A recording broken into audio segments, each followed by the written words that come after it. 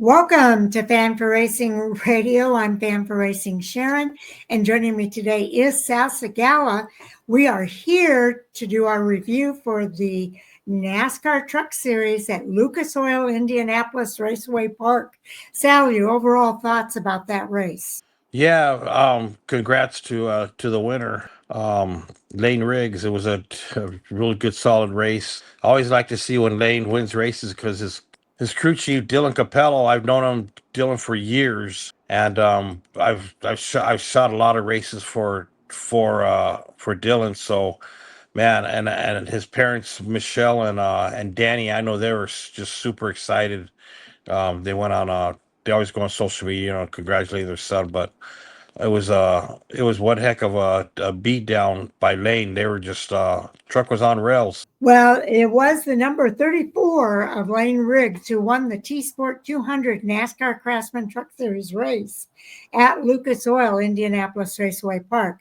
The win was his second of the season, the first at Indianapolis and the fourth of his career. He swept all the stages and led a race high 160 of the 200 laps of the race. Corey Day, the number 7, finished in second place. Then it was the number 2 of Stuart Friesen celebrating his birthday and his 200th career start, finished in third place. Corey Heim started from the pole after weather altered the schedule. He led 20 laps and finished fourth, securing the regular season championship. So we know who the champion is going to be here in the Truck Series. Then it was Grant Infinger, Ty Majeski, Chandler Smith, Daniel Hemrick, Tyler Ankrum, and Ross Chastain are the remainder of the top 10. There were 3 lead changes among 3 drivers and 3 cautions for 24 yellow flag laps. The average speed of the race was 80.907 miles per hour. And there's an update here. The number 52 truck of Stuart Friesen actually was disqualified. They failed the front heights that were too low. So that's unfortunate for him on his birthday and on his 200th start too. That's kind of disappointing. But the fastest lap of the race went to the number 11 of Corey Heim on lap 2 at 22.338. The margin of victory was 1.864 thousandths of a second. So a little bit of a gap there at the finish, but it sounds like it was the Layne Riggs show on Friday night. Oh yeah, even on the restarts whenever Corey Heim or any of the other drivers, took the lead. It was amazing how Layne just went up there and raced with them and got the win. Corey Day at the end of the race could not believe it. He was in shock. Finishing second, but Corey Day was just in shock on the way Layne just flew right by him. So that put Rajah Caruth into the top 10 as well. Any Yeah, other thoughts about the other drivers here? Ross Chastain, had a good run. It's good to see Brendan Queen, getting his feet wet in the Truck Series also. Daniel Hemrick, Connor Mozak finished 17th, the highest finishing rookie. And other than that, it was Chandler Smith even went up and challenged him. I couldn't get it done. So Now, Brendan Queen actually raced the ARCA Menard Series earlier. They raced at 4:30 that day when the Truck Series raced that night at 7 o'clock. yes, so he had double duty.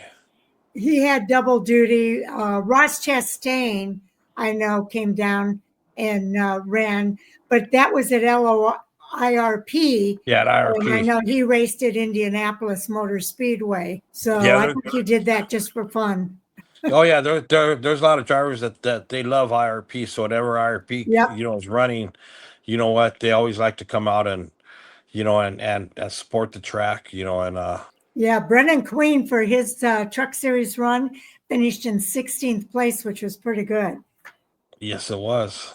Okay, now those drivers that didn't have a good day, we already talked about the bad day that turned around for Stuart Friesen. with this disqualification. I think they're going to challenge that. Something where they said that they thought that there was a reason why it was low, and so they were going to dispute it. Cody Dennison was out on lap 8. He had an electrical issue that ended his day early. Boston Oliver, running for Mike Harmon Racing, was out because of a handling issue on lap 39. Alan Waller had an accident that took him out of the race on lap 65. Also, Norm Benning in the number 99. Everybody loves Norm. He had a handling issue that took him out of the race early.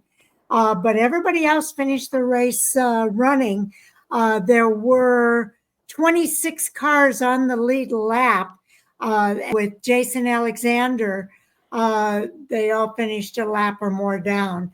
So a pretty eventful night for the winner for sure. Oh, yes, it was. So I think, like you said, it was eventful for a lot of people when you think about Corey Day and Brennan Queen being in this race.